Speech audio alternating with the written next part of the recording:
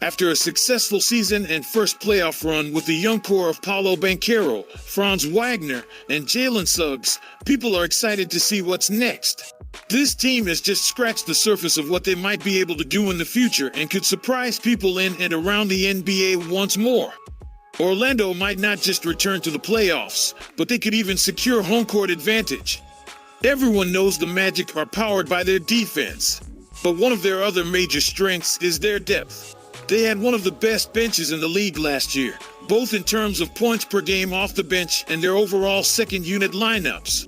As the Magic look ahead to their formula for success, they know that maintaining a strong level of play from their bench is key. It is one of the big things the team hopes to repeat this year. When teams face Orlando, there will not be much time to rest or relax. The bench group is as strong as the starting group. The Magic's strong bench and competition throughout the roster are one of the features of this team. Last year, the Orlando Magic finished fourth in the league with 41.5 points per game off the bench. Their most used and top bench lineups dominated their competition too. The lineup of Cole Anthony, Gary Harris, Joe Ingles, Jonathan Isaac, and Mo Wagner had a +4 net rating in 102 minutes. Their best bench lineup, which replaced Gary Harris with Franz Wagner, had a +21 net rating in 81 minutes. That lineup was the 9th best lineup by net rating that logged at least 81 minutes last year. The Magic leaned on their bench and depth not only to help them survive injuries, but also to boost their lineups. Orlando won many games in the second quarter and early in the fourth. They did not relent on defense. Thanks to Isaac's presence, when he was available at least, and was able to maintain a high level of play. The Magic believe depth will be a strength again.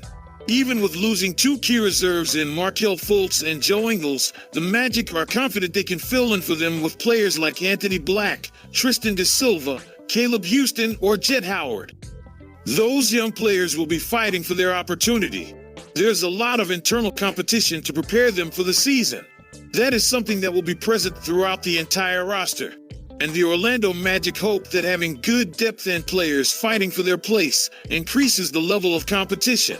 It has everyone on their toes as several players are fighting for their first real shot at playing time and their place in the group. That does make it seem like the basic rotation is set. The season is very long and every player on the roster will be needed at some point. That Orlando has the depth that the team can be confident in their contributions when that time comes should be a huge strength for this team. Depth has been a defining characteristic of this team. That means the Magic will not be able to play everyone on their roster, but it does mean that everyone will be ready.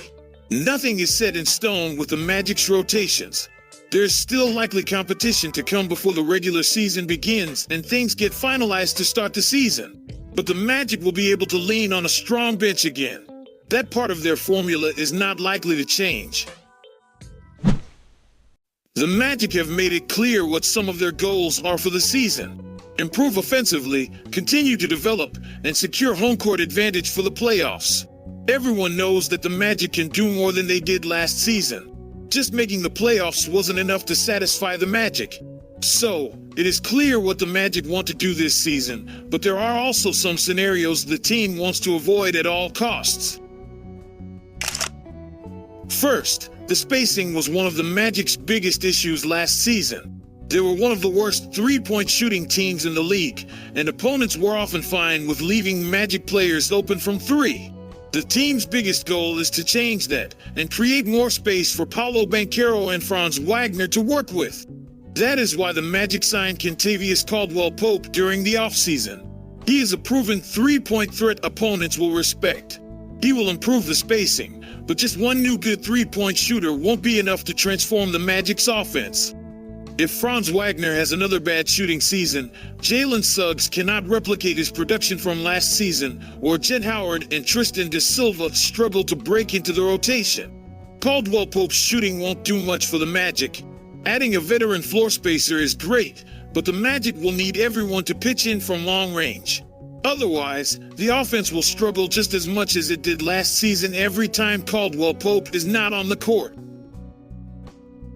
The other thing is, no one steps up as a playmaker. The Magic's offense runs primarily through Banchero and Wagner and will continue to do so. Since the Magic elected not to go after a traditional point guard to play big minutes, the two forwards will have to carry the brunt of the playmaking load once again, and this setup comes with some serious issues. Someone will have to step up, and all eyes are on Jalen Suggs, who will be the team's starting point guard on paper. Suggs could very well develop into a better playmaker than he has been so far, but Coach Mosley noted that Suggs has been struggling with turnovers during training camp, making some fans wonder if the Magic made the right decision. Continuing to develop as a playmaker will be key for Suggs and his success with the Magic. The ability to create a shot and be a secondary creator on closeouts will be essential for Orlando when competing for championships. This season is about testing the ceilings of the young core the Magic have and seeing if they have someone who can step up as a playmaker. Suggs seems like the most obvious answer to the Magic's lack of a starting point guard, but he is not the only option. While Suggs is working on his playmaking with the starters, Anthony Black is quietly developing off the bench. The Magic have shaped their roster for the future, but also brought in players to help right now, while some of the younger prospects are still developing. For now, the Magic will start Suggs and Caldwell-Pope in the backcourt, giving Suggs and Black the opportunity to work on their creation skills. Caldwell-Pope will bring elite shooting, defense, and championship DNA to Orlando, but it's also going to be a veteran presence the Magic will feel for years to come. The Magic are just hoping that Banchero and Wagner are as healthy as they were last season and can carry the offense. Considering the ripple effects this could have, not seeing any internal development from the guards is certainly something the Magic would like to avoid this season. The Magic have made it clear that they believe a top 4 seed and home court advantage in the playoffs are on the table for them in this season.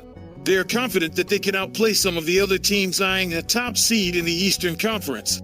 While the Magic showed last season that they belong in that top group, there's no guarantee that Orlando will be able to improve on last season's success.